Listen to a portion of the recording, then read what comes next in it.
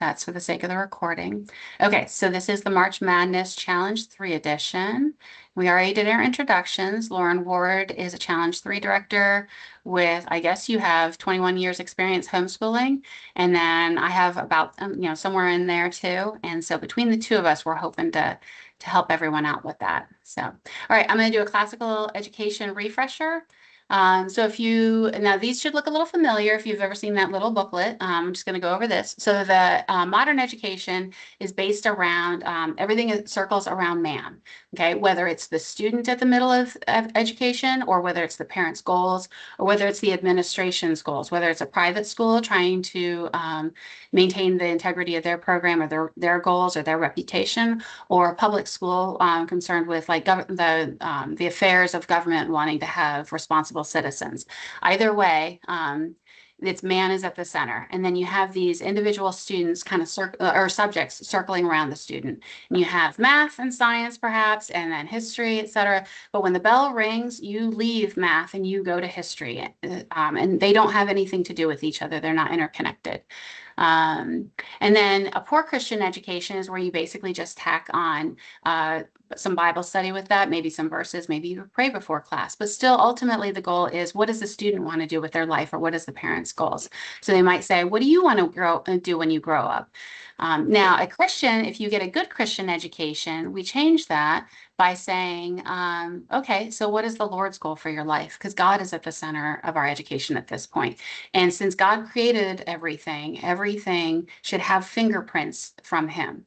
So God is at the center. But then a great Christian education says, well, okay, so if God created everything and his fingerprints are on everything, everything else is pointing back to God and giving glory to him. So when I study math, or when I study science or history or philosophy, all those things bring glory to him and help me know a little bit more about my creator. So I'm not just studying science to learn about biology. I'm trying to find out more about the character of the God who created this, because his divine attributes are shown throughout creation. Now you get a classical education. Now this is where things get a little different. Okay, they've made a more dramatic shift. All in the same way. So we had those airtight bulkheads between each one of these subjects. Classical education recognizes that those are sort of man-made constructs. God did not create a multiverse. He created a universe, and everything is it's a unified theology throughout all of creation. So that math correlates to what we see in science. And that sounds kind of familiar, but what does that have to do with history? What do math and science have to do with history? And as we learn a little bit more about things, we recognize that math and history are a product of, math and science are the product of the history that was going on at the time. And then philosophy as well. There's a philosophy and fine arts. I really like that correlation, because fine arts are actually a representation, a visual or auditory representation of the philosophy of that time period. And we get into that a good bit in upper challenge years. Now, CC does a little bit of a different shift. You'll see here, we have the subjects inside all these circles, and I would erase the line around all those if I could, but we switch from subjects to what we call strands. And these are focusing on the tools of learning. Instead of focusing on the subjects like biology and algebra and US history, we are focusing on skills of learning. So overall, the tools of learning. Dorothy Sayers has that excellent article or essay called The Lost Tools of Learning. And in these are what these are our actual goals at CC. So we might still be learning biology or algebra, but we actually use our subjects as things to play with while we're learning the skill of research. So biology is what we use to study the skill of research. Additionally, we use literature to study the skill of exposition, etc. And each one of those strands that we have interweave to kind of connect to make a tapestry of understanding God and his universe. All right. Now, you guys have heard the Trivium a million times, so I'm going to go through this pretty fast. So if you remember, anytime we learn anything, this is not just about age levels of kids. This is anytime anybody wants to learn anything. You have to start off with soaking in basic information, as much truth as you can suck in, true information about a subject.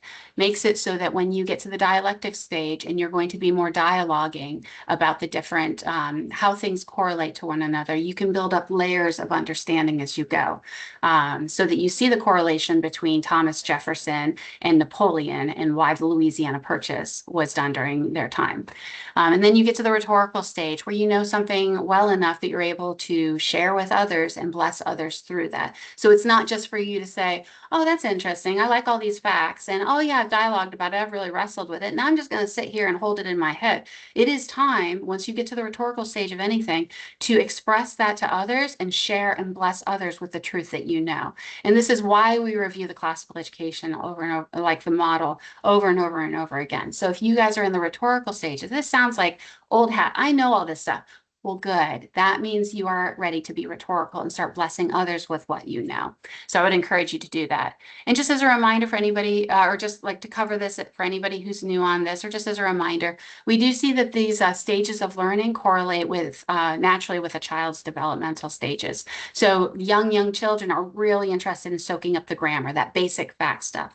And they can memorize the characters of Paw Patrol, or they could memorize a timeline or all their math facts, things like that. They're going to soak in information because their brains are just primed for it.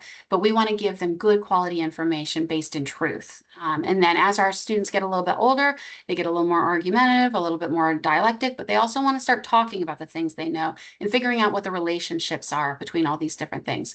And that's where they are forming those layers of understanding. It's kind of a rough, messy stage, but it's a very, very important one because they're learning to dialogue respectfully and correctly and systematically.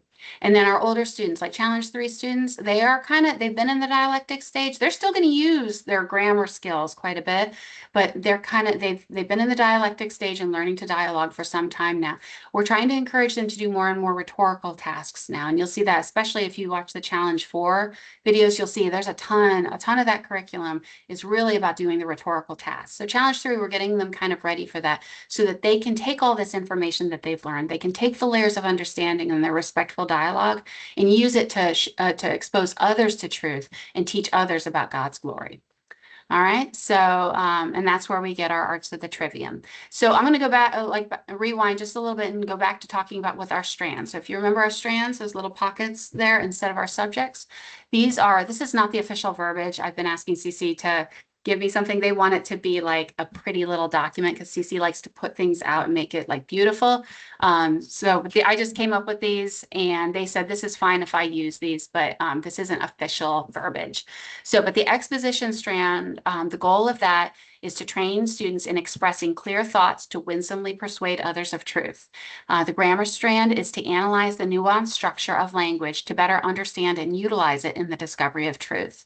Logic is it's learning to apply the systematic rules of an orderly universe to arrive at truth. And I think you're finding there's a theme here.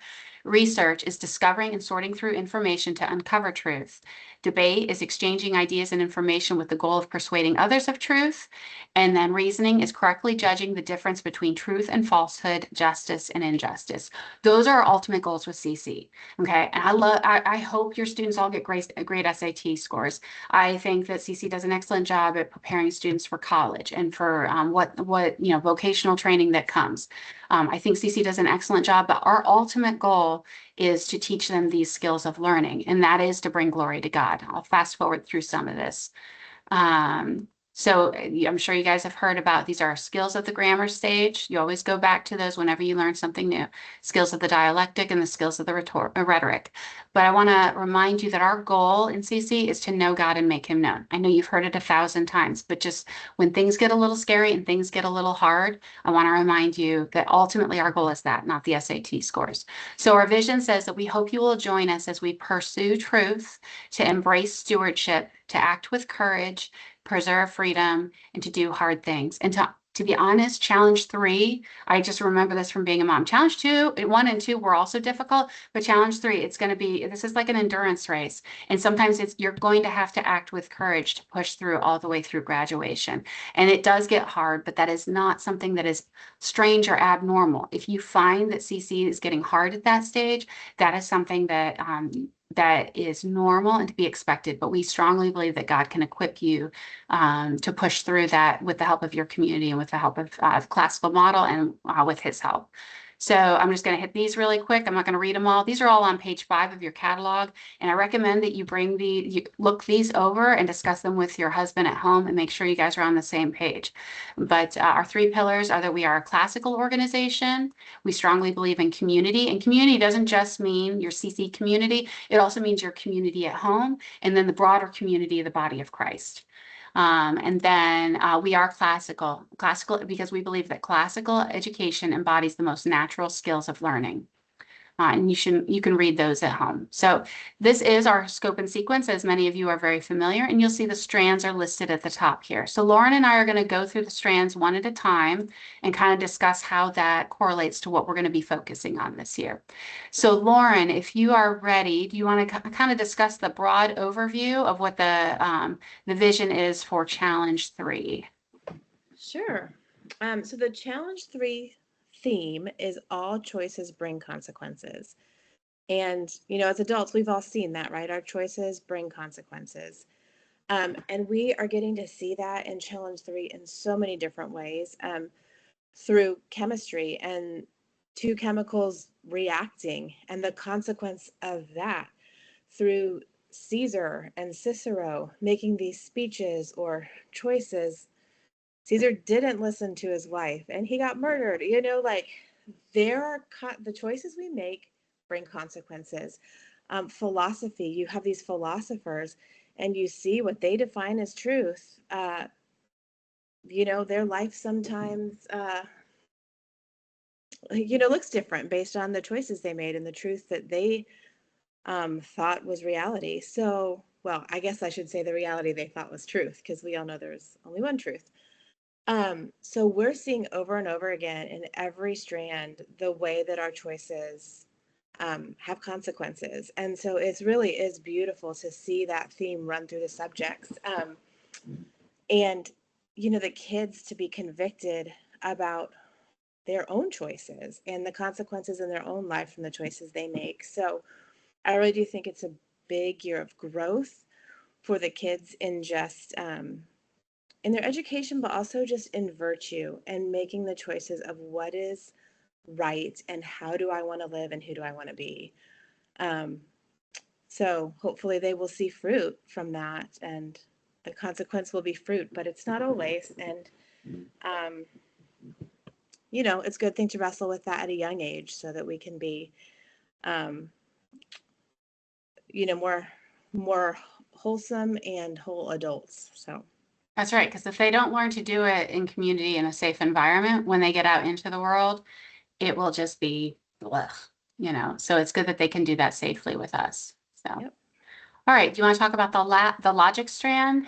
Yeah. So in the logic, you have kids at different levels of math, and they're doing that math at home.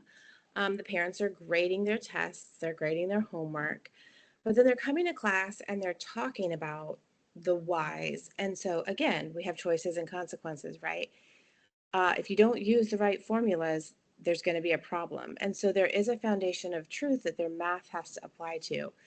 And so when we're having a math conversation, some of the first questions we're going to ask are, what do we need to know about that problem? So that is not just like, give me the simplest answer here. We actually have to know things before we can start a math problem. And we have to know formulas and laws, in order to do them correctly. Because if we do one of those things wrong, we're going to get the wrong answer. And so we want to start down at the foundation of math by asking those simple questions, because if we don't, we're gonna get the wrong answer. And so sometimes we bring it back to the foundation, but that's what we need to be doing in math, in order to really understand it fully. So it really is a beautiful thing to watch them. Sometimes they can work out the problems and they know how to do it.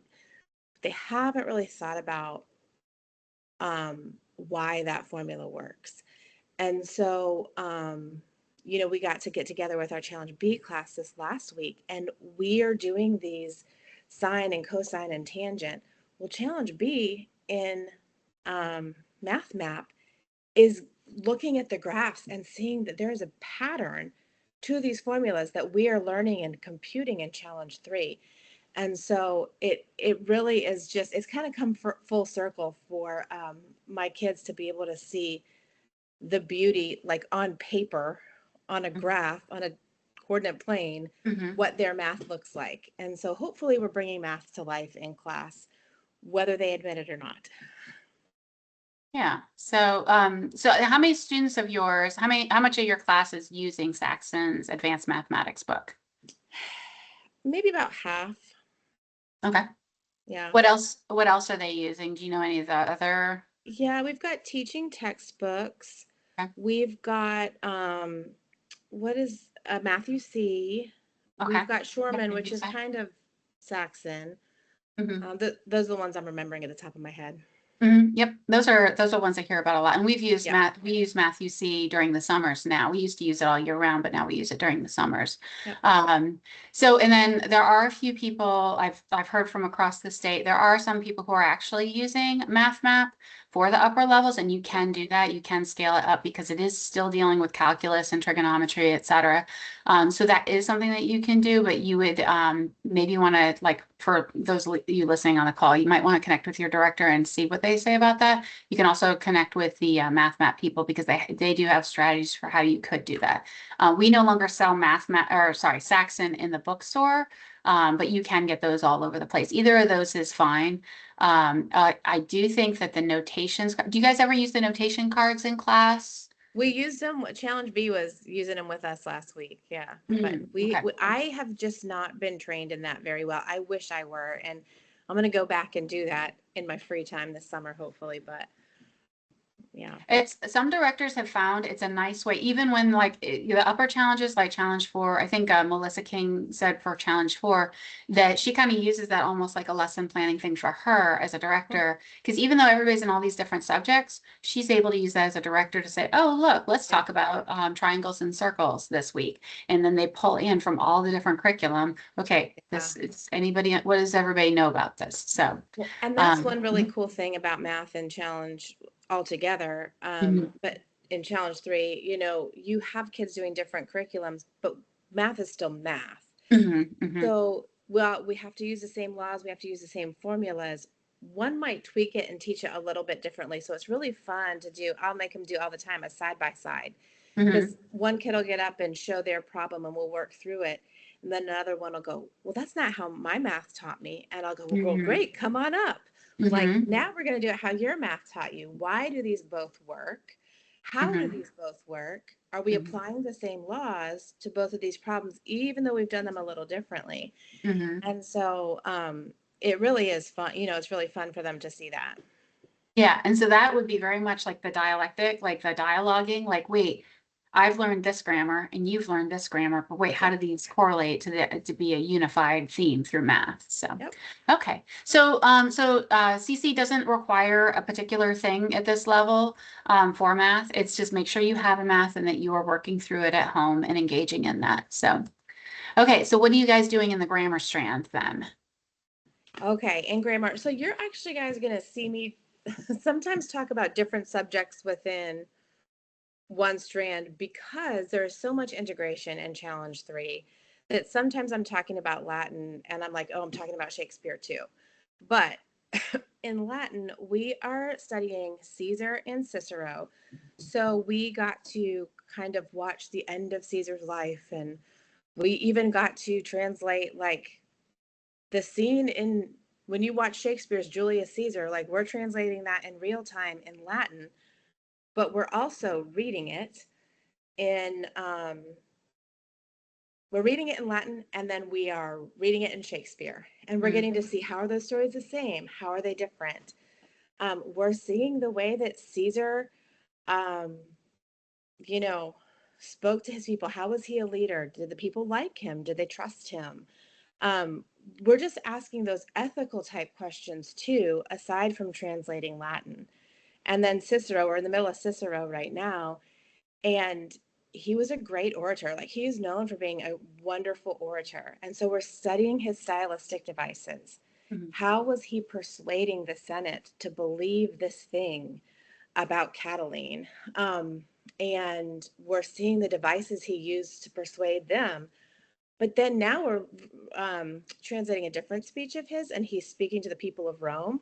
is actually choosing some different stylistic devices with a different audience. And so the kids are learning like, oh, if I have a different audience, I might need to speak differently. And so, right, like Krista led this and said, oh, most of you have already done CC, know the classical model, so I can speed through some of this. Whereas if it were brand new people to the classical model completely, we maybe wouldn't. And so you get to see Cicero doing that and learn from him and even connect it to like speeches that our senators and leaders in America are using now that have been influenced by Cicero.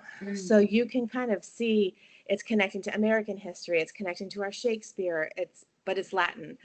Mhm. So it is really cool to just see the integration of those subjects and not just translate Latin for grammar's sake, which we're absolutely doing, Mhm. but then also to see the stylistic devices and to study the history of Rome, um, and And to see see the how, purpose why, like why they've been doing all the work learning Latin. Like all these years of right, work finally get to start bearing some fruit, right. and seeing that. So, okay, so for Latin, it's the year three book. Am I right? Yeah. So you got your year three book. Now I didn't put this on here, but there is like an answer key that goes with that. Now, do you guys like that answer key? Do you guys use it from a different, or some people like this, like Our Lady, something Yeah, like Lady of that? Peace. Yeah, whatever. We use the Catholic nuns in my house, but Okay, gotcha, gotcha. that's Yeah. what we've always done for our answer keys. So, Okay. Yeah, they um, say Father Henley and then the mothers, the Latin mothers or whatever. So, yeah. um, So you use second and third year. Um, oh it, yeah, I don't have the yeah. other one on there. Yep. Mm-hmm. Okay, so second and third year Henley. Okay, so you should still have your second year Right. from your current challenge year right now. But if you are coming new into the program, you're going to want your second year book and a third year book, and then the answer keys for both. Now, the difference between, Henley's answer keys are almost like the way the math map kind of works, their solution guides work. I use them at home kind of to like see if I'm headed in the right direction or to work backwards. Like if we're stuck on something, I say, okay, are we translating this correctly? This is how they chose to translate that sentence. Are we understanding it? But those answer keys are not necessarily great as a mom who's not strong in Latin to do grading. Like if you're trying to do your transcripts, those answer keys can be a little frustrating. So just be aware of that. I use those more as a student tool for helping them understand, whereas like a more thorough answer key might be helpful for grading. So would you agree with that? Yeah, and usually what I'm needing to know is does this verb go with this noun or that noun, or so it's some of those particular ending things Mm, that you're just needing the key for. I'm not using it as intently as I did when my kids were in Challenge A. mm. Yeah, I hear you. But some moms, so like for me, when my daughter got a little older to challenge three age, I wasn't going to just hand her, the absolute answer key, but Right. she did need a little bit more of the answers. So I would say like having your student have access to that answer key doesn't take away from your ability to grade and actually see whether or not they completed their exercises, thoroughly. So that's kind of how we handle it. I have my teacher version, and then she would have her Henley answer key.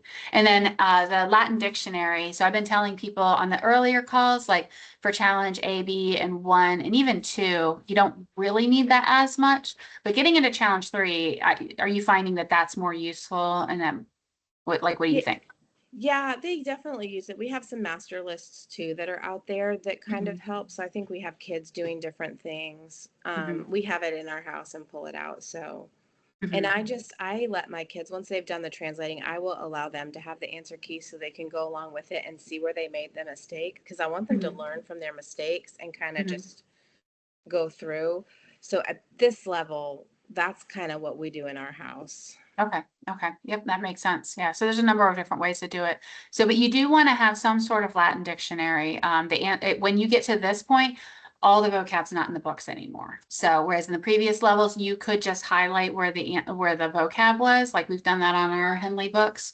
But you get to this level and you actually do need some sort of. Now, I know that there's apps on phones. We don't like our kids to go on screens during school hours. So we do have a paper, like a physical Latin dictionary that we have. So Castells is a very thorough one that a lot of people have liked, but there's also, you can occasionally get a paperback one, but I like to make sure there's a Latin to English and the English to Latin. So I just heads up on that. And then that Latin trivium tables, I did not really care for that when I was in A and B. But then I found the more Latin I knew, the more I didn't necessarily want to be using my grammar book anymore. And I didn't put that on the slide. You do need Henley's grammar book if you don't already have that. Yeah. So Oh, yeah. it would be, yeah, so it would be, the Henley grammar is sort of like your main resource for anybody who's brand new. It's Yeah. blue, just like the third year level is, but it's used in all the years that you're in Henley. But sometimes I don't want to be carrying that book around with me, or it's falling apart or something like that.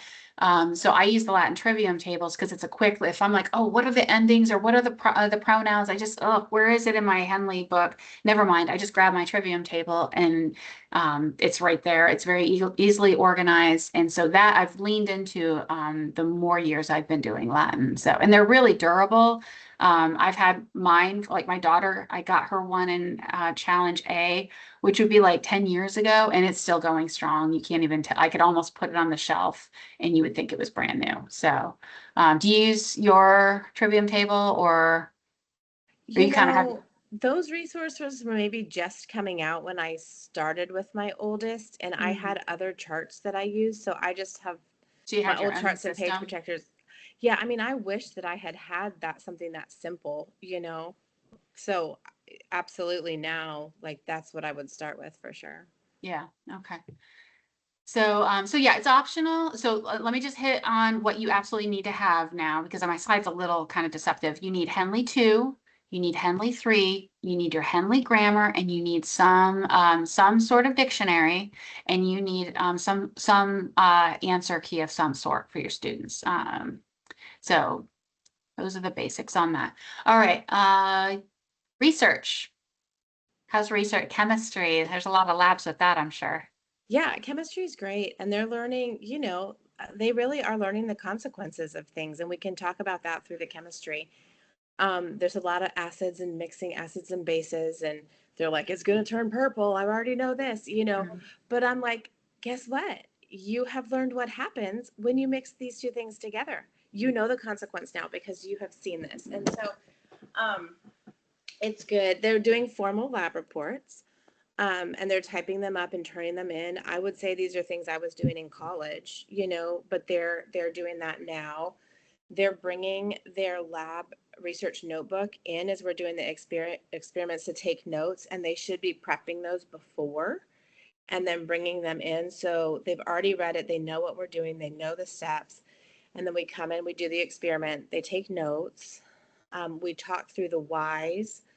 Why did this chemical reaction happen? How did it happen? What do you know beforehand? Like, what do you think is going to happen? Um, and then they go home and they type it up and they turn it into a formal lab report. So in challenge 3, you have some days where you're in class talking about what you learned, and then you have some days where you're in lab doing experiments. And so there's a little bit of a mixture. Um, and there's a couple weeks where it gets pretty hard, but what I found is if you press a little bit of pause and rewind and have the conversation with the kids Mhm. and make them flesh it out, they realized the mistakes they were making were actually very simple. Mhm. And it It's was back to the interesting. grammar, Yeah, usually. it is. It's like It is back back up, go to to the grammar. grammar. Is your grammar solid before we get dialectic? And then yeah. So it's Yeah. those skills over and over again. Why do we have a 2 here when we have an 8 here? Well, do you see? Or why do we have a 16 here when we have an 8 here? Do you see Mm, that little 2 up there? Oh, I wasn't using that 2 properly. mhm. Like they're doing it quick and they're not thinking of the basics because they're not used to chemistry. And so once we slowed it down and talked through the things, um, even the kids who like really smart and know their math, it's just little things they were missing, and then we could figure it out. And so, um, yeah, I mean, it's great. The conversation really, when they've had some hiccups, is what has kind of opened up the understanding. So it's been a beautiful thing to watch them sharpen each other through asking questions and through the conversation. I really like what you just pointed out, though. It's the mistakes that sometimes teach people the best. And so, like, as a Absolutely. parent, we are so terrified of mistakes. but a mistake is how we learn. And like, I mean, the Lord teaches us that way too. It's usually when we've made bad choices, and then the consequences are what teach us better than if we had just done everything, by the book and, Yep. done it right the first time. So don't shy away from those mistakes. Um, Yep. all right. So how often are you doing the labs? Are they every other class, or is it kind of break it up a little bit? Because I've I heard feel like we've some. been doing them a lot this Hmm, semester. okay. It kind of ebbs and flows. We're in a period where we've done a lot. Um, in fact, at one point I was like, I think we need to work in class on getting some understanding before we even go to the experiment this week, because if you just keep doing experiments and you're not understanding, Mm, that's a problem. And so, yeah, there's a decent amount of experiments, but you're wanting to talk through the chemistry during, and because we are doing it in the kitchen in mhm, our community, because mhm. we need sinks and stuff, and there's no dry erase board there. Um, Sometimes I've had to split it up, though I did roll a dry erase board in a couple times, and then we're able to talk about it while we do it. So that's just Mm, a note for the future, like dry erase board while you're doing the experiments, I think would be amazing. very It was helpful. Yeah. when we're able to do it, when we're able to pull it off, it's really helpful. Yeah, because I think we have some people who are going to direct next year who are looking for Yeah, advice. So that kind of advice is really helpful. yeah, Now, it was great. do you think so like the when I was doing the call for challenge one, she was mentioning that it's really great to have parent help on some of especially on the research strand, just to have hands on deck. Is that something that I know at your community it's a really small kitchen, so there's not I a was lot of gonna space. say we could not fit another person Yeah, in that kitchen. but And is I think that the honestly the experiments have not been too difficult. okay? And at the challenge 3 level, unless you have some behavior issues, I think they should be able to complete it without too much Too much assistance. help. Okay, so it's not In like fact, dissecting cats where you're like, no, we need some more no. hands here. In Yeah. fact, sometimes I'm like, slow down, guys. We got to talk through this Mm, process, because they get it and they okay. want to go quick. And I'm like, why Okay. are we doing this? What are we doing? What's happening inside the water? Why do you know? Mm, So, mm. yeah, Yeah, they're just looking for the color change or whatever it you're might, or right. They want bubbles or the something. end, and you're But it's talking like, through the nope, process. this is not Bill Nye. This is where we Right. just go for yeah, okay. All right, so let's talk about some of the resources so you've already mentioned the student lab report handbook. So Yep. they probably already, most parents have already purchased that at some point. Hmm. Well, I encourage people to get that in Challenge A because we use it in science fair.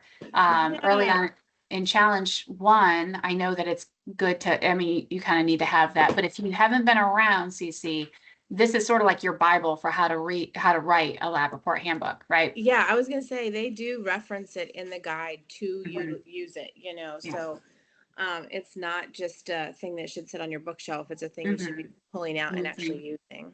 Yeah. And my daughter took hers to college, and she's Oh, been teaching other students how. She got rhetorical with this.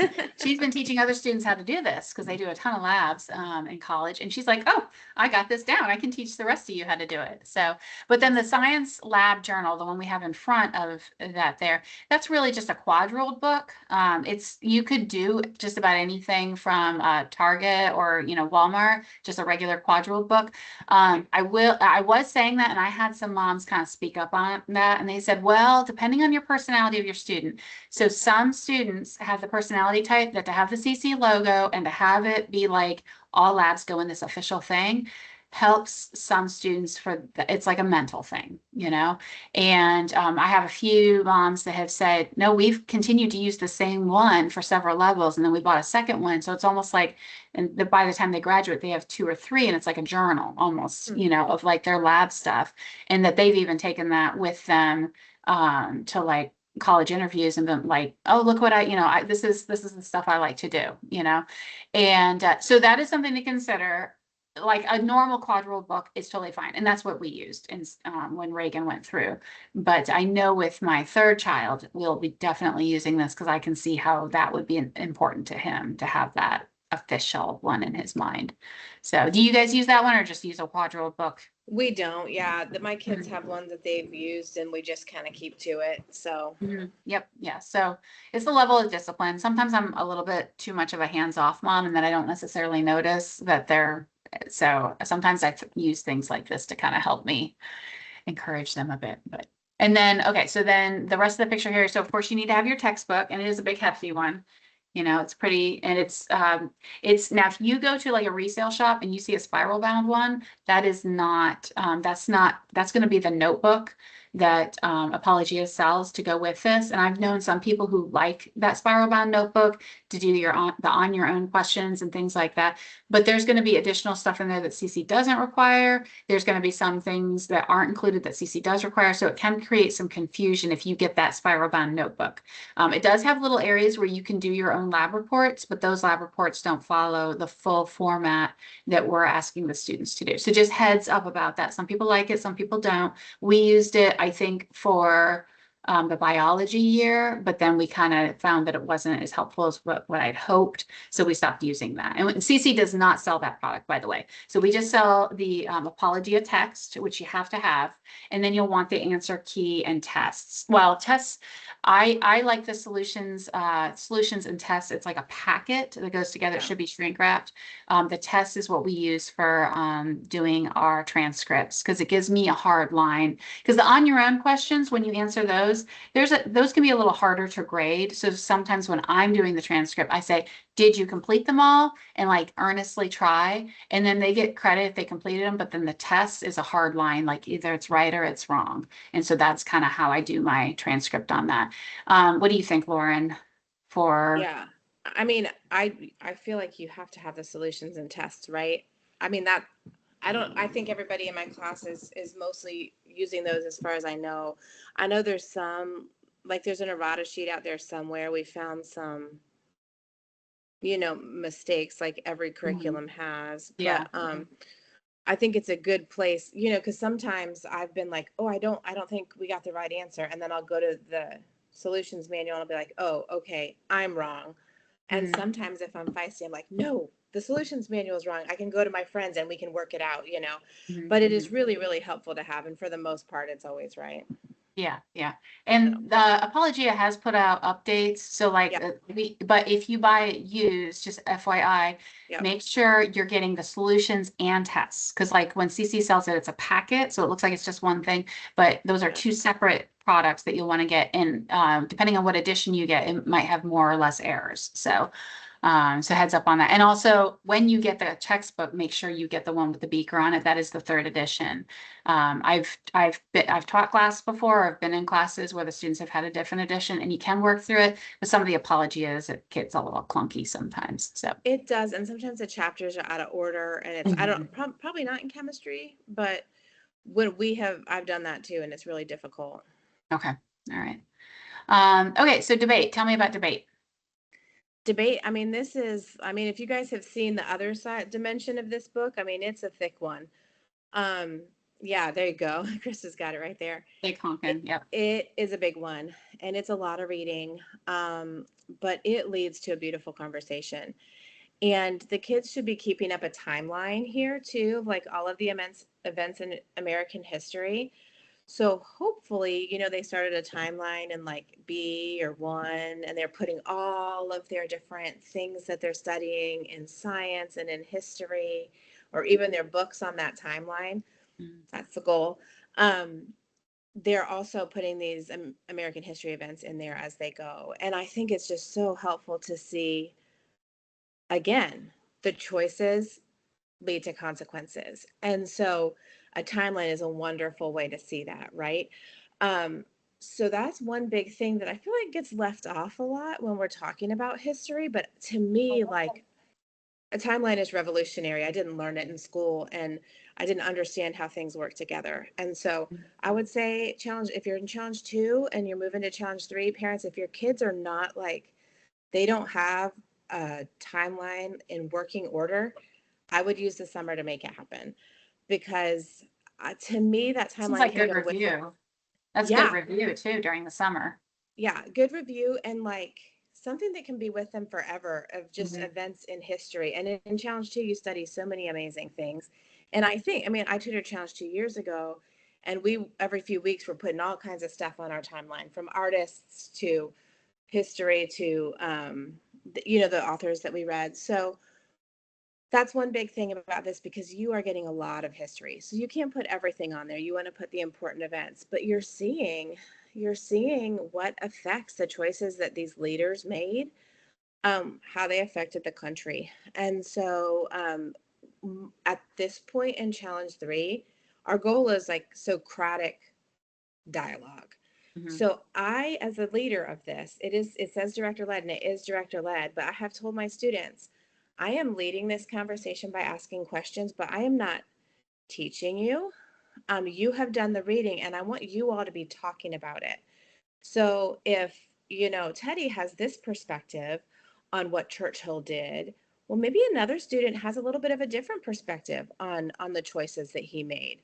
And they can kind of debate that a little bit. So it's not, I'm not asking questions where like there's always a right answer. Sometimes I'm asking questions where they can kind of wrestle with the part of history that we're in, and why maybe that president made the choices that he did make.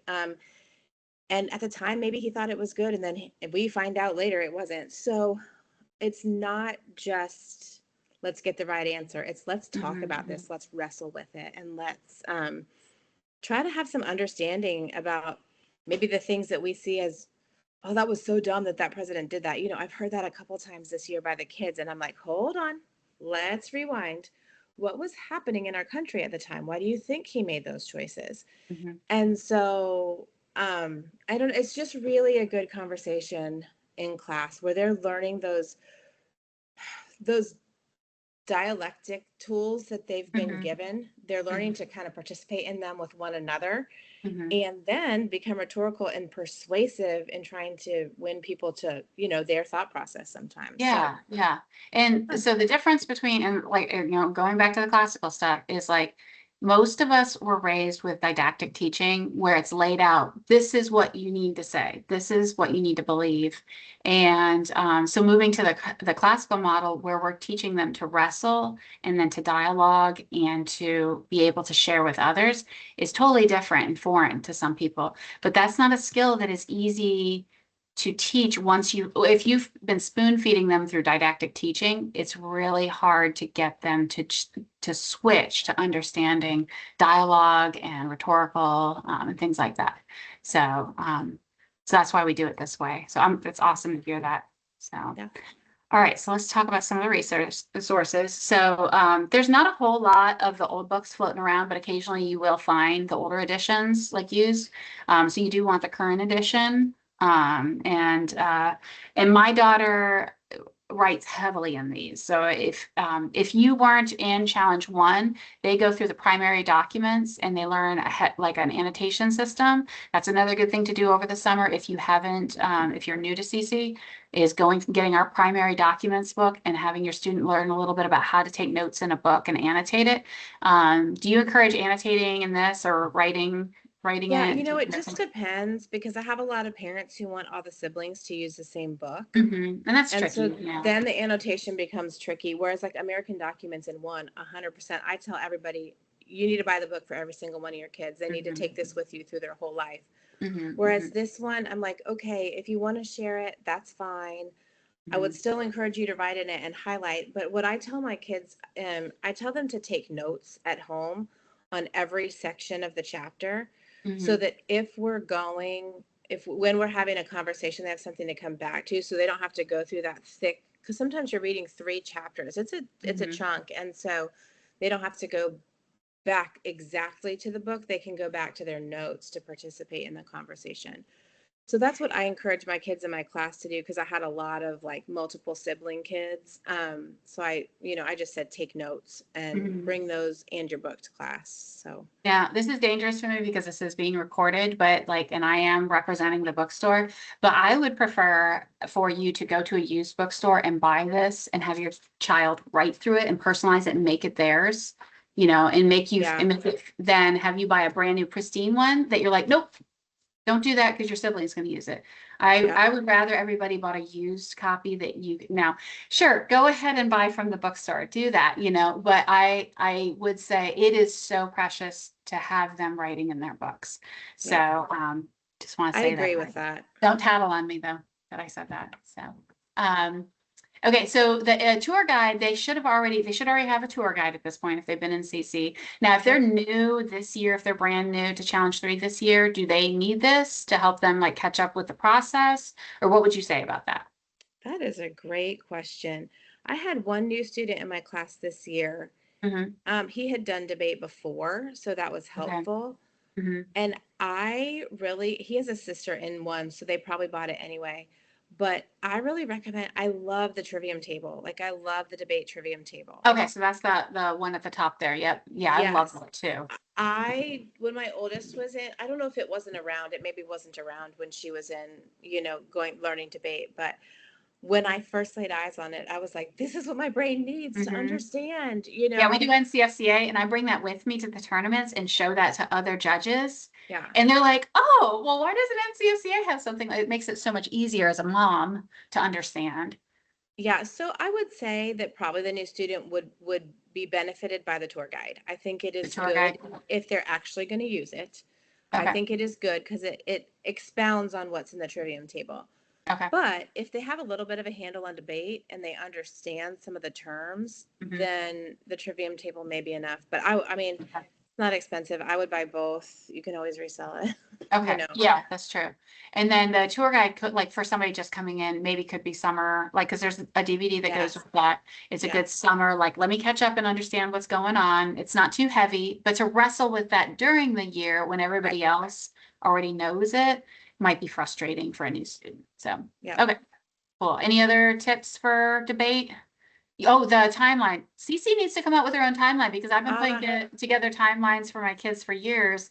I know. And I wish there was an official one that really worked with our format because I've used the Book of Centuries. I've Yes. used the one from Homeschool in the Woods. I've used a Me number of too. different ones, but I've I would actually like an official CC one. Yeah. I my oldest does not have a timeline because I had all these hopes and dreams of building the homeschool in the woods one, and I just Um, never did it. Well, we got the So, binder, but we didn't worry about, we did the little black and white pictures when she was little, when it was just her, before right, we were doing right, CC. But then we bought a new one and we used that one for CC and we just wrote in it. We didn't worry about the pretty yeah, pictures. And I threw out perfectionism right. somewhere after boy two or something. Yeah. Boys have a way of ruining perfectionism. So, or derailing it. So. Okay, let's see, where are we at? Exposition. All Yes, right. so American timeline? No. So Emily's asking American timeline. No, it's the timeline for it's good to be building a timeline for when you like all the way B all the way up through challenge 4. That's a good thing to have. Lauren was talking about that for a minute. Yeah, and I can talk to Um, you about that at no, so community. we don't mean, so we have the timeline cards and that's awesome, but we mean like like a notebook. So I've used sketchbooks, and I turn them sideways and I've done the line down the middle and they make their own timeline where they journal in there. It's more like a journal. So does that make sense? Yeah, she's got it. Okay, cool, cool. Okay. So yeah, hopefully you're already filling in that timeline that you have created for yourself, like a book, even in And, challenge 2. But mhm. if not, I think you Or you can can catch start in up. B. So like with Yeah. the famous, Yes, we start in B. That's the goal. If we have, you know, the right understanding in B, which is not always the case as And moms you can who, always jump back and do that. So we haven't started ours this year. It was a good yeah, reminder. Oh my goodness, we didn't start our B. I have it. I have our book of centuries on the shelf that I was going to use, maybe we but should have a build your do it. timeline party. Yes, that would be great. And then Cece maybe can make everybody's complaining about new products, but I'm like, sometimes I want more. So Yeah. anyway, all right, exposition. Okay, exposition. So, this is kind of twofold. You're studying these Shakespeare plays that you see over here, and there's also a book that goes along with those called Brightest Heaven of Invention.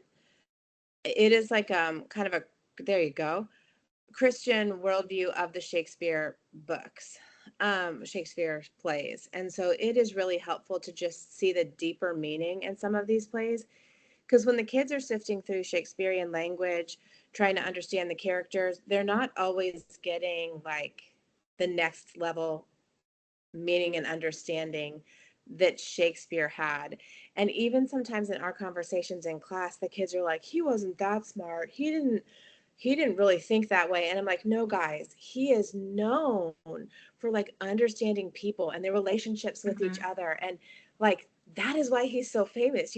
So Brightest Heaven of Invention is helping them see those deeper layers. And like I said, you see Julius Caesar there. You're reading that along with reading actual Caesar and Henley and watching him die. Like these are things that they're getting to see in two different ways. Mhm. Um, you're getting to see people plot against one another. Some of the books are really funny, some are dark. So the kids also get to memorize lines and act them out. My kids have had a wonderful time with that this year. Some parents will give a drama credit here, and the memorization of lines. In challenge 3, that memoria term, when we're talking about elocution, it's not just like memorizing the rote words. And that's what I've been telling my kids. I know you can memorize like 2 or 3 minutes worth of a speech, but to memorize them with the proper voice inflection, the proper pauses, that's a different skill. And so we're really working on that here too. And while it is a little acting, it's also going to help us just even in public speaking, right? The rise and fall of our voice, it draws people in. And Mhm. so those are the kind of things we're talking about as we're reading Shakespeare. The kids do start to lead this strand um, pretty quickly. And so they are leading the conversation. So it's hard as a director sometimes to go, ooh, I would have pulled more out of that. But I try to circle back at the end and ask just a couple questions. Um, but really, reading The Brightest Heaven of Invention, the kids need to be doing that because that is what's bringing that next level of understanding. Um, And I would say the parents too, because like sometimes yes, as parents, we can't necessarily, I can't sit down and read Julius Caesar while I'm still teaching like, right. my other younger kids. But if I have Brightest Heaven of Invention, if I read that over the summer and then just kind of come back to it throughout the year to remind myself of things, that helps me have the conversation at home a bit. Yeah, and you can watch all of these plays. I mean, Mhm. you can see them on YouTube by all kinds of different theaters that have uploaded them. So if you are looking for a way as a parent to stay engaged with the plays, you could have a Henry V movie night and and watch the play. And Mhm. so now Krista and I were talking about the capstone event for challenge 3. And so the capstone event, if you see the resources at the bottom, you see roar on the other side. And that is where we start our learning how to write poetry. Um, and I'm going to go back to that other thing too, Krista. Oh, okay, sure. Yep. So Roar on the Other Side is teaching us different techniques to write poetry, and Mhm. not just about rhythm and stuff, but like we need to open our mind and think and notice. And it's helping us. It's got chapters for as simple as go to the grocery store and look at the fruit and notice and write about it. And then it's got things like about the cadence and the rhythm and the about haikus. So it's got different levels and ways to write poetry. And then the kids are hopefully writing that poetry. For some it comes so easy and they love it, and for some it is really, really hard. um but this is just a beautiful way to express yourself, and so we want to pull some of those outside their comfort zone Mhm. and allow others to shine. And I will say, even the ones in my class that had a really difficult time at the beginning, I mean really difficult, they're kind of flowing now, and they're willing to share the things that they're writing about. And so at the beginning of the semester, it was very like rhymey and Dr. simple. Seuss. Yeah, rhymey and simple about the frog, about the sunshine, about Mhm. and we've had three so far, 3 or 4 so far. And this last one, I mean, kids are writing about like difficult stuff in their life and how the Lord changed it. They're writing about death of family members and just difficult things. So Mhm. they're Mhm. starting to come out of their shell and even share and be more vulnerable with each other. So it has been a beautiful thing to watch them just grow in this. And it's funny too. Like we had one kid write a poem about his different frisbee disc things, like disc Mhm. golf. and he Yeah. named each of them, and he wrote a poem about how they're all different. Hmm. Um, we had another one write a poem, a wonderful one about her uncle who like ate too much and had a stomach problem. And it was Hmm. just so comical, Hmm. but really good. And so you Hmm. just get to, have so much fun with it. Um, I'll and jump so in that, about my daughter really quick. So like she was the kind that hated writing poetry. This was like agony for her. She thought it mhm, was stupid. She thought it was not her style. And she certainly wasn't going to like bare her soul for her classmates kind of thing. Cause she was, there had been some turmoil, because we had new people coming in and just some stuff like that. But by the end, she ended up writing these three poems that I asked if I could pass along to her grandparents to see. And they literally did not believe, like they thought that she had stolen them from online or something. They thought they were so amazing. And it really was the process. It's not just reading this book. The book was awesome and very helpful. And it wasn't just what the director was encouraging them to do. It was also like hearing input from other people and like hearing like kind of back and forth hearing what other people's strengths were. So it was like that Robin Hood technique. She was able to gain ideas about how to see things differently from the classmates that this came naturally to. And she still, like, she actually just sent me a poem about 2 weeks ago about dirt. It was really just about dirt, but it was like so good because it was about more than dirt. It was about like right. God, like it was a spiritual thing about like God nourishing and like having plans for our future and things like that. But it just like bubbled out of her at one Yeah. point. And I was like, you remember like that was Roar on the Other Side? And she's like, oh yeah, that's right. That did change her. So anyway. And I think it's true. Even the ones who are having difficulty, it's like opening up this door of expression that they maybe Hmm. don't know that they want or need yet. Hmm. But Hmm. someday when they have some Hmm. inspiration, they have a place for it and they know how to Hmm. use it. And Hmm. so I think we're getting to see some of that this year. It's been really, really fun. So then just to recap and circle back, Hmm. exposition, you have the Shakespeare with Okay. along with Brightest Heaven of Invention, and then Roar on the other side, where you're writing poetry Hmm. and having that capstone event, which was the next side you went to with the Poetry Cafe, where you are sharing original poems that you've written with your class. And so we're reading poetry by other people and stuff in class, but these poetry cafes, you have a couple per year. I bring in coffee and treats, and we go in a different room and we kind of dim the lights, and we have a kind of event, and it really is special, and the class really does enjoy it. And I've just watched them become more serious and more vulnerable with each other through the year, and it's been really fun to watch. So All right. And then, so then like required resources. So you have to have, so Brightest Have an Invention, as you said, and then we're on the other side.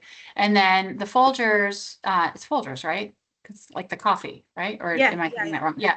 So the Folgers guides, it's not required that you get those additions, but I Right. think a lot of directors prefer that because the students can be on the same page. Is that how you feel? Yeah, it is nice. With the kids leading, and they're not always referring to page number. You know what Hmm. I mean? Okay. But every once in a while they will. On page 345, everybody turn there. Let's read this. So I have a couple of different ones that hasn't been as huge of a deal, but I rem like I like everybody kind of having the same The one same. when I Yeah. was leading. So yeah. And in the beginning, I was buying, like, I think for what was the one they did earlier, Taming of the Shrew, I just got like a used dime store or whatever. But then when then we had a director that said, no, we want the Folgers. So we Yes. bought those. And then we found Yes. the annotations were really helpful for her. But also has started to, I think she has over 20 of these now on her bookshelf. They're all like a rainbow color. So it started her passion for Shakespeare overall because she sees that, oh my goodness, she keeps running into people in her life. So when people think, oh, Shakespeare's not that amazing, but then they're like, wait a minute, he must have known a lot of different type of people because she runs into people and she's like, that is like this kind of personality of this person over here. And then I'm like, okay, well, look at that person. What is Shakespeare saying about that?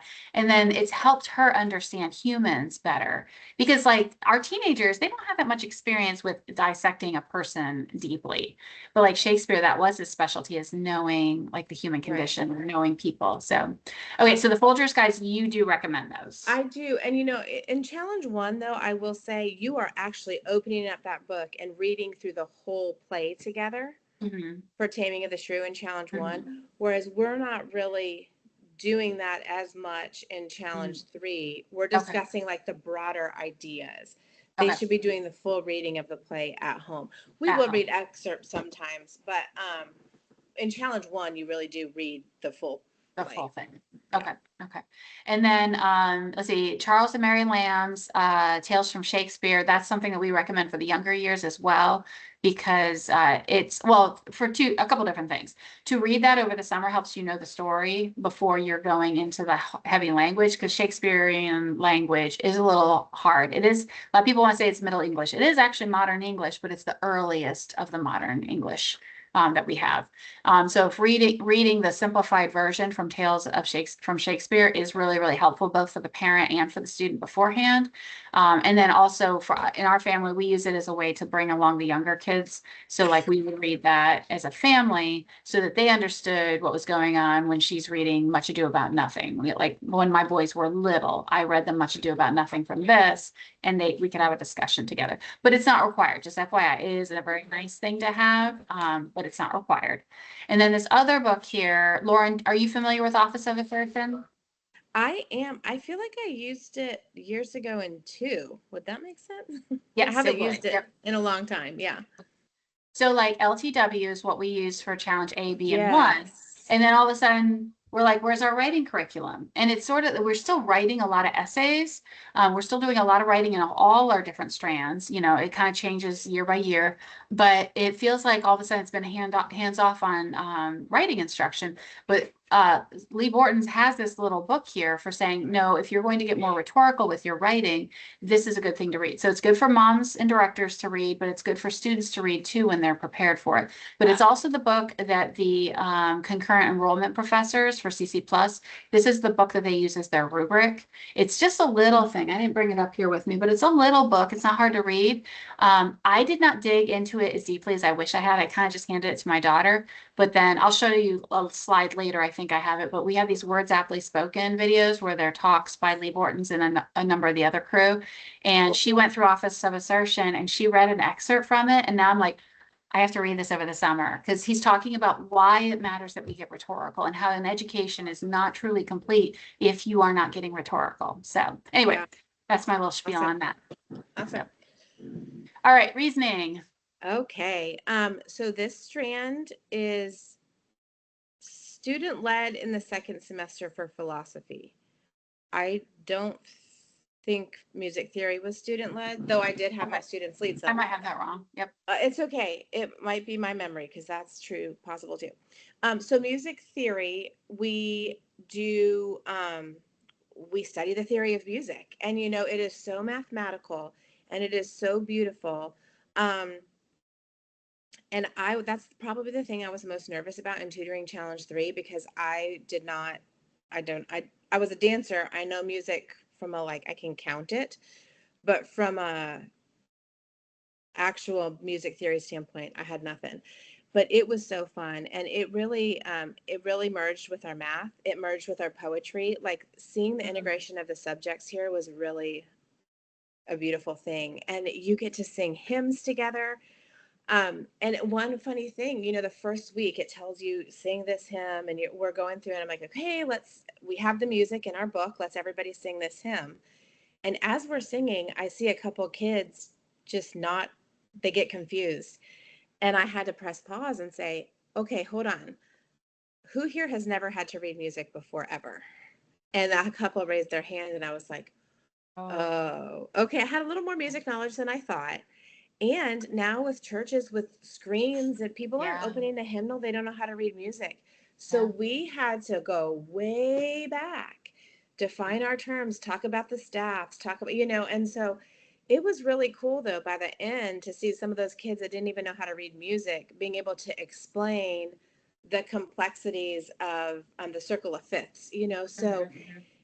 music, math and motion is really, really fun. And probably my favorite thing, I mean, I love philosophy too, about the year was singing hymns together and just being able to talk about those and how they worked. And we would, focus on the words of the hymns for a little bit in devotion time. So it was It was just much more rich than I anticipated. Mm. Um, and there's an answer key that comes with it. It's pretty simple to wrestle with at home. I had to wrestle with it to understand it by the end. And my daughter and I were like getting some things wrong, but then we go to the answer key and go, oh, that's why we got it wrong. So it was one of those kind of like Latin, right? I'm going to look at the answer key and then I'm going to check myself and, okay, if this is right, why is this right? And then you work backward and figure it out. And so that was really helpful for me. So first semester is that math and motion, and second semester is philosophy. And the students are leading the strand completely. I think I maybe led the first week or two, is what it says in the guide. It is wonderful. This is a new book. It's the first year we've used it. And Timothy Knotts edited it. And the reason they say that he edited it is because you actually get to read the works of the philosophers. So basically, he has taken in each chapter, when one chapter equals 1 week, two philosophers, and he writes a little 2-3 page introduction about those two philosophers. And then you read a little bit of each of their works. And so that has been so wonderful to me. I talked to my daughter, my oldest, who kind of loved philosophy, but did it before we had this book, and she said, oh, that would have been so cool. Like, I didn't actually get to read the philosophers and wrestle with what they said. And so she, in fact, this summer might borrow our Because book and our read old it. book was Consequence of Ideas. Consequences of Yeah. Ideas. So when people are like, CC keeps changing things, it's like, because we used to just have to pull off a shelf and now we Right. can make our own. And this is, what do you like this better than Consequences of Ideas? Yeah, well, the thing, I mean, they're different, They're but different. Yeah, they are different. I love getting to read the works of the actual philosophers. The And primary documents. that is one thing I think that was missing before. Mhm. And so it has been really, it's been really, really fun. It has probably led to the deepest conversations in class. Um, Again, the kids are leading. And so that's twofold, right? Like, one, they feel like they need to help out their friends because they don't want to leave them hanging with no answers.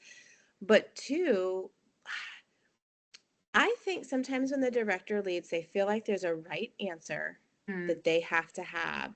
And they are just more willing to wrestle with their friends. It's been really fun. I mean, we had a beautiful conversation last week about, I think it was Milton, Paradise Lost, Milton, you read in Challenge 2. He was talking about book censorship. And the conversation that led from that, I mean, I think we probably could have gone on the philosophy discussion for 2 hours if I allowed it, but we didn't have time. I was really, really sad.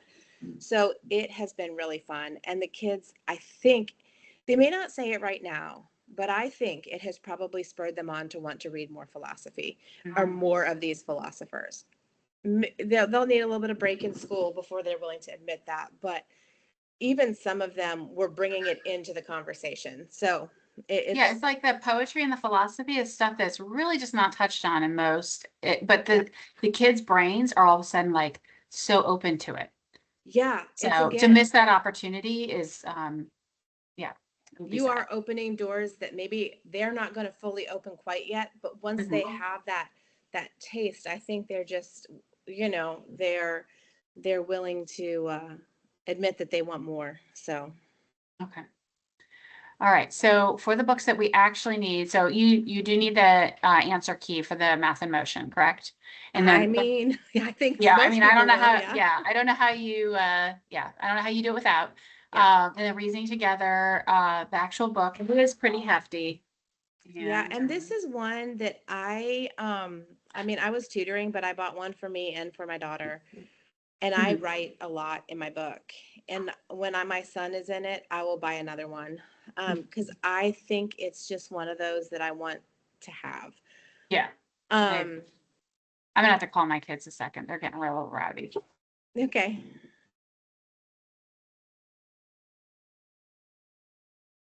My husband came, he heard it too.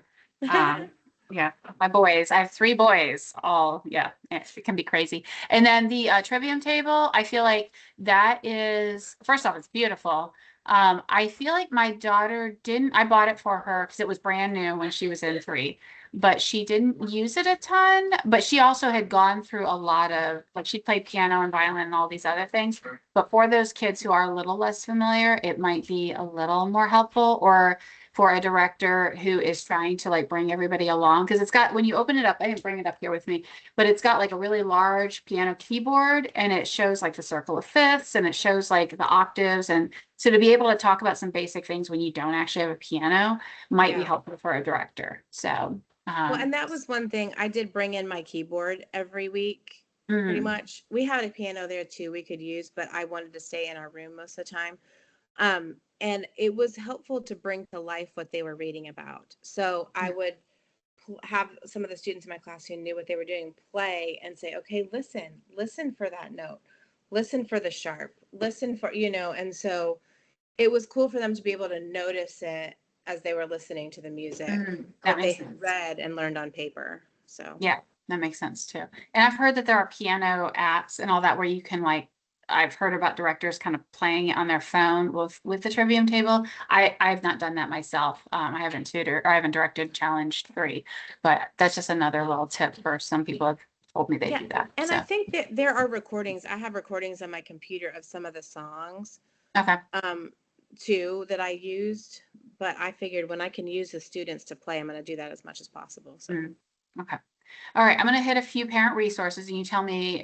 So these are the ones that are officially in the book at this stage. To me, Repairing the Ruins, I think everybody should be reading that in Foundations and Essentials. I think they're easy essays to read when you can't read a whole book cover to cover because you're running around with your kids, but they are so good and meaty. Like the Jim Nance one that is about Christian worldview in math class. I absolutely love that one. There's another one about egalitarianism, and it's not talking about gender stuff. It's talking about how in a society we feel like everybody needs to somehow feel the same, and how we are. That is completely a non-biblical attitude. Like, yes, justice and yes, mercy and things like that, but that God never intended anything to be equal, and that's part of the beauty of it. And so, like he's saying, restructure your view on what you think is biblical when it comes to equality. So anyway, there's a lot of really good articles in that. So if you haven't read that yet, it is worth getting. If you're ready for something meatier, Norms of Nobility is excellent, but it's a very academic read. It is on audiobook. I think the guy Jim Nance actually. Oh no, I'm sorry. Christopher Perrin has a free audiobook where you can listen to him read Norms of Nobility. But it is a treatise on education. It's very academic, but if they do require it, some of the moms are getting their undergrads and even their masters in classical education through CC Plus, and this is one of the required books that they're going through. Beauty for Truth to Take is a really tiny book, but a really heavy, a very academic one too. And that one kind of shows you the beauty of how like kind of God's invisible attributes are displayed throughout creation. He goes into math and there's diagrams in there. We have that Math is God Silent book, which is really thick, but not too hard to read.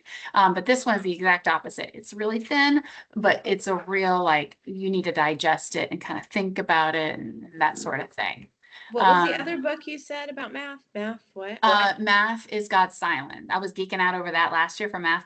Oh my goodness. I think it's on clearance in the CC bookstore. I wish we were still carrying it, but I think we actually have trouble getting it and it might be out of print.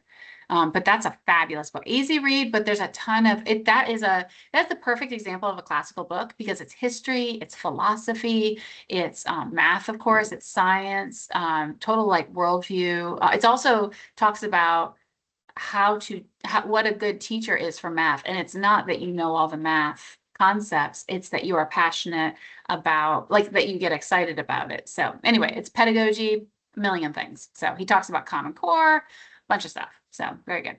Anyway, okay, so these are the ones that I pulled out because I think are good parent resources. Not those other ones are good too, but Saving Leonardo, if you haven't read Saving Leonardo previously in previous years as a mom, this one was one of my first like heavier books that I read getting into CC.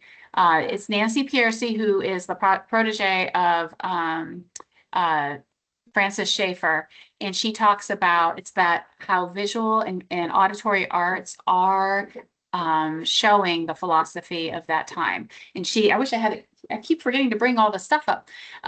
She'll take two pieces of artwork that are about the same thing. For example, there was some sort of not an assassination. There was a firing squad in Mexico, a slaughter in Mexico, and two different artists did the same piece of artwork. And she's talking about the worldviews of those two people and the philosophy behind those. She also talks about, you can see on the cover there, Pulp Fiction. Like, what is the worldview that's behind that? What is the philosophy that is being expressed through movies?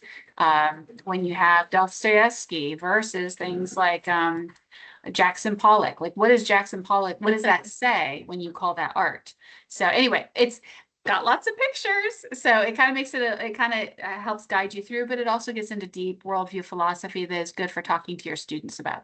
Total Truth is another Nancy Pearcey book, very meaty, but it's talking about how Christianity can be kind of hijacked by our culture and how that's gone, especially in the United States. But she talks about the older history of Christianity, but she goes into the United States, how we are a little different than other countries as far as what we call Christianity. And so it helps you kind of examine American Christianity so that you can step back and see yourself clearly.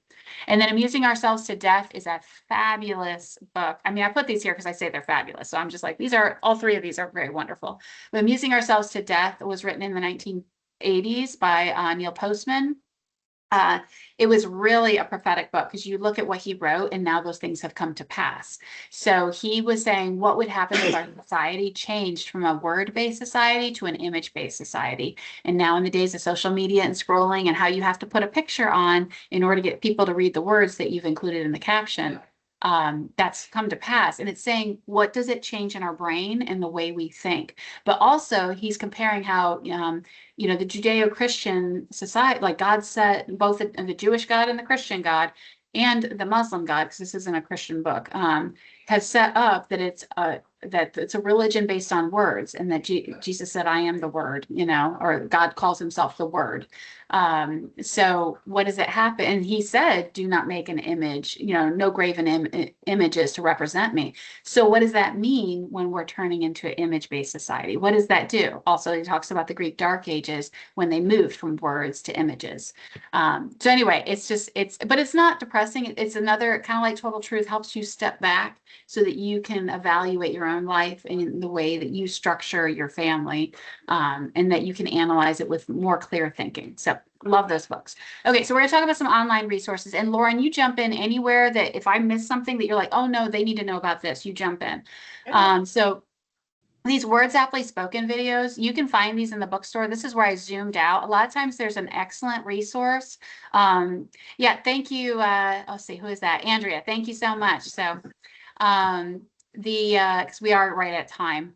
On the Words Aptly Spoken video, they take on the CC Connected Bookstore. If you scroll down, a lot of times there's a video where there's a Words Aptly Spoken video with that. You can also find these through YouTube. I think that is a clickable link, maybe not.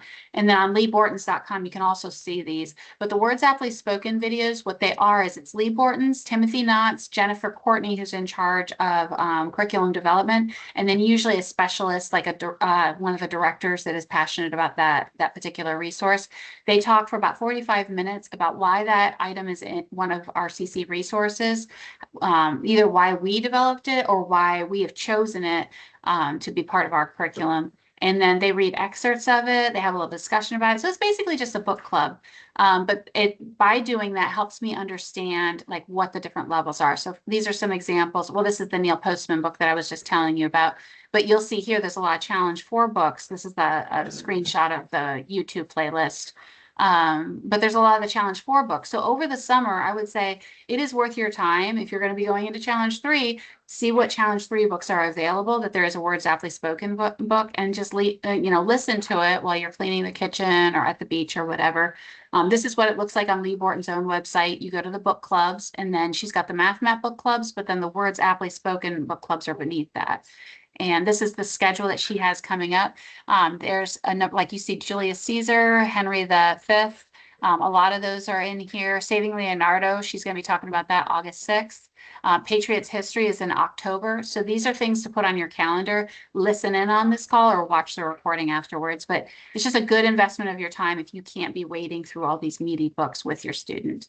All right, so for CC Connected's online resources, again, I'm showing images from the Challenge 4 level, but every level, when you go on CC Connected and go in the Learning Center, has this digital directory document for each level. So you'll want to go through here during the summer and print off the Challenge 3 digital directory. That way you can kind of see throughout the year. Don't expect that you're going to jump on CC Connected in February when everybody's got the flu.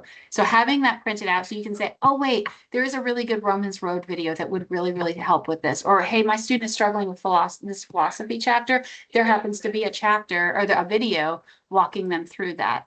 So this would be an example in CC Connected. This again, first for Challenge 4, but there's a video to help with their calculus, or it's their physics book. It's called Calculus is for Everyone.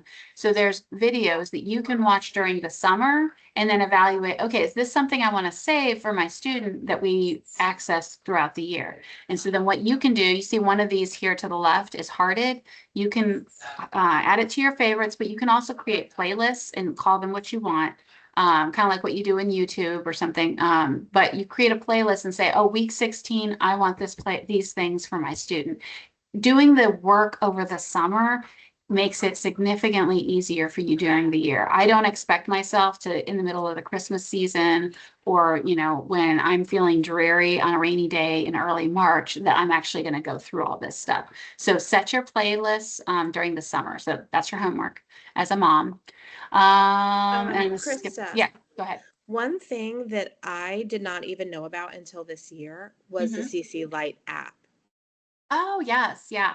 And I got that on my kids' devices, and I'm like, go use it every week. Look and see what resources are available to you. So we're not utilizing it to the best of its ability yet because it's just not in our habits, but I wish that I had known about it sooner. Yeah, and it's a little, I just went through the main page, but yeah, I think it's free once you've paid for once you're registered, you just log in, and anything that all the stuff that's on CC Connected, you can pull up on your phones quickly. So that's another good reminder. I should make a slide for that for next year. It was revolutionary to me because I was always like, I want my kids to have access to these videos, but I don't want them to have to sign in to my CC Connected. How do I do that? And that app allowed me, it was so perfect. So I'm going to write that down so I remember that for next year. So CC Lite app. I should make a screenshot of that. Actually, I was thinking about doing a CC Connected tutorial. I've had a lot of people request that. So I should put that on there too. Okay. So then this is another thing for there's Melissa King highlighted this, that she says if your student is supposed to be leading in class, this is a little preparation template that has helped some of the students if they get intimidated by that kind of thing. All right, so if you go to the main CC page, like classicalconversations.com, if you go down to the bottom, if you under resources, you're going to see that there is a blog tab. If you click on that, this is another summer assignment, read through some of this, do a search for Challenge 3, or do like Poetry Cafe. That's another good search one where it talks about some of these things. Another good one is debate, doing a search for that. There's some fabulous articles to read through to help you understand what is the goal behind these things. I mean, Lauren's done a wonderful job talking about that, but if you just want to hear it from a number of different perspectives, or if you want to share that with your people in your community that maybe aren't going to listen to us talk for 90 minutes. Also, if you're doing transcripts, I hope you've been doing transcripts and that you already know about CC's transcript services. It's way better than it used to be, and it's free with your membership. The old system is what I used for my daughter. This one is way better. You just click on what level you're going to do, like at Challenge 3, and it auto-populates. You assign the grades, much more streamlined than it used to be. It's not academic records anymore? No, it's not. Nope. It's and so I had to get Reagan's records off of there, but no, now it's this new program. I haven't done a transcript in a few years. Yeah, so it's a much more streamlined system. That's another thing. People are like, do a tutorial. So we'll see. And then this is the book that we used, and I'm still going to use it for the other ones because that service doesn't necessarily walk you through everything. This is Transcripts Made Easy. It's how I kind of figured out how to do transcripts, gave me a little bit of coaching through that. And then you guys, I'm sure you already know about the concurrent enrollment and college credit. We do have the website there for that. These are the credits that your student can earn this year through CC Plus. Again, it's based on the work that they're already doing, so they might as well go ahead and get credit for it. So, and then Lauren, your daughter did the Odyssey program, which is our gap year program before going to college. Yeah, and you guys Yeah, had a good well, you experience? say before going through college, but she got a full year's worth of college in while Okay. doing it. Oh, So okay, okay. you're also doing college classes through SEU in Florida. So the same place that you do those dual enrollment classes through Mhm. CC. So by the end of the Odyssey program, I mean, she had her first year of college done. Yeah, yeah. Um, and you're getting to you're traveling with these kids, you're getting to wrestle with these big ideas, you're reading books together. And that's the thing that she misses the most in college now is getting to Mhm, like talk with people about the depth and the beauty of mhm. the work that she's doing. She Yeah. had that all the way through high school and beyond. And now she's like, It's I'm just funny. supposed to take a She's probably just test. getting, yeah, Like, this grammar. is It's so grammar, dumb. grammar, grammar. That's the thing. She Most is of our real. education model is just grammar, grammar, grammar. Yeah, And she's no really doubt, like no sad about it. dialogue. Yeah. And so, Odyssey, though, the thing that I love the most about it as a parent, one, it helped her to meet people from all over the country who'd kind of been doing the same thing, Hmm. And you wrestle realize with, how big the community is. yeah, Yeah. yeah, wrestle with these big ideas with them. They get to travel together, which was so Mm. fun. She got to see all kinds of places. But I think my favorite thing about it is the leaders were always pointing them back to their parents. And so I think, you had this parent centric, me telling her what to do her whole life, Mhm. which she always respected us. She always came to us with things. But to have these other people investing in her who are also saying, go talk to your parents about that, see what they Mhm. think. It was Mhm. really, really good, I think, for us in our relationship, for Mhm. her to do that and for her to have another year to be in college and getting credits, but still wrestling with what do I want to do? What are my gifts? And Odyssey kind of helped her flesh that out a little bit too. So she was learning a little bit about herself. They worked that Mhm. into it. Um, and I mean, it was really, really good for her. Yeah.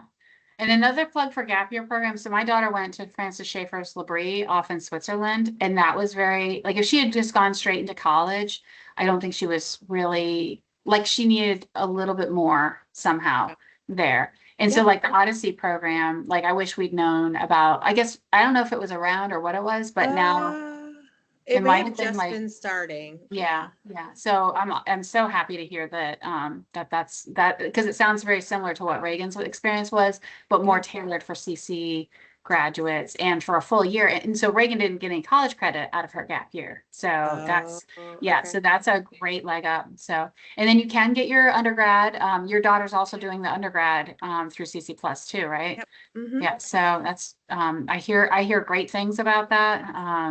It's And it great. And saves just a ton of so money. that you all know, she's getting a certificate program to become a physical therapy assistant locally.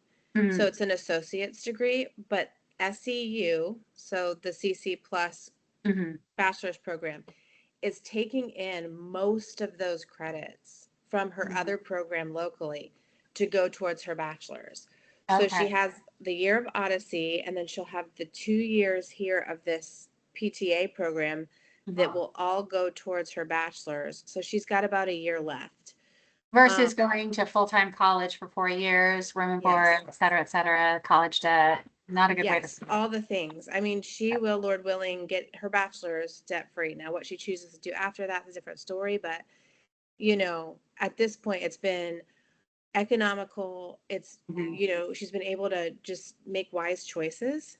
Mhm. Mhm. Um, and it's been really great for her. So I would encourage Excellent. it. Yeah. Cool. All right. So, if anybody has any questions, I think we hit a few things while we were going through. So we got the timeline stuff we addressed. Yeah, so this is the second to the last day that this coupon is available, this coupon code. So if anybody wants a free flashcard or trivium table for 75, if you do a $75 purchase for your curriculum for the other stuff, the only thing is don't purchase any of the new items. Like if you're going to buy, something for your Challenge A student that's brand new, that'll be discounted in the April sale. So just hold on to that. Maybe do two separate orders. You're already going to be hitting free shipping because once you hit $50, it's free shipping anyway. But if you want to get some of the other things and throw in some free flashcards or free Trivium table, then do that, like use this coupon code before the end of the day tomorrow. So it just automatically expires, and no, I can't extend it, but do be aware of the April sale. So. Well, if nobody has any questions, well, let's see. I already did the pop-up bookshop reminder. If you weren't at the beginning of the call, you need to go ahead and sign up for Parent Practicum. So those are your links. You can just click on that and go ahead and register. And I've been going through the slides and listening to some of it and hearing the content. And I'm just really, really excited about it. There is the recording for the new product blitz for anybody who has questions about that. If your students' parents aren't on this call, maybe send them the recording of this when it comes out in April, just to make sure that everybody's on the same page. There's a lot of other equipping out there, but hopefully like hearing from an actual director who's actually in the nitty gritty, you can kind of hear how it goes from her perspective. And then don't forget to keep an eye on the Facebook pages, and the Instagram pages for like upcoming sales, equipping, things like that. There's some of the stuff for the new fallacy book that should be coming out in the next few days on social media. So you guys can get a preview of that. So. All right, if nobody has any questions, I don't see any hands or anything. That's all I've got. So thanks so much. Thank you, Lauren, for investing your afternoon in this. And I know it's hard to get away from family, especially when it's like the dinner hour.